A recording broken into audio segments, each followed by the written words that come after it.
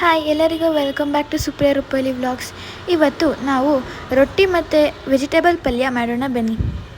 ಮೊದಲಿಗೆ ಸ್ವಲ್ಪ 1 table spoon ಎಣ್ಣೆ, ಜೀರಿಗೆ ಮತ್ತು ಈರುಳ್ಳಿ, ಟೊಮ್ಯಾಟೊ, ಮೆಣಸಿನ್ಕಾಯಿ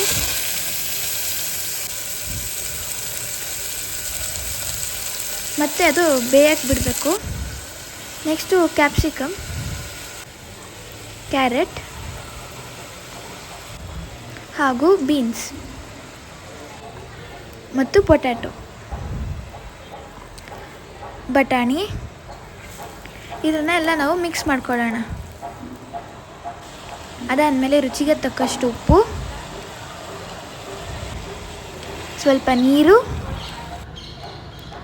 ಸಾಂಬಾರು ಪುಡಿ ಮತ್ತು ನಾವು ಇದನ್ನು ಕಲಿಸ್ಕೋಬೇಕು.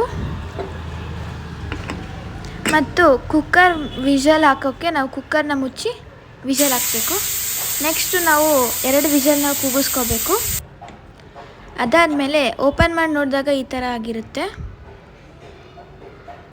ಸ್ವಲ್ಪ ಕೊತ್ತಂಬರಿ ಮತ್ತು ಇದನ್ನು ನಾವು ಮಿಕ್ಸ್ ಮಾಡಬೇಕು.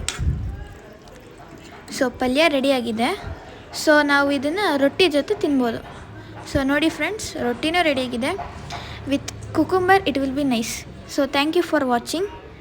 ಈ ವಿಡಿಯೋ ನಿಮಗೆ ಇಷ್ಟ ಆಗಿದರೆ ಲೈಕ್ ಮಾಡಿ, ಶೇರ್ ಮಾಡಿ, ಸಬ್ಸ್ಕ್ರೈಬ್ ಮಾಡಿ.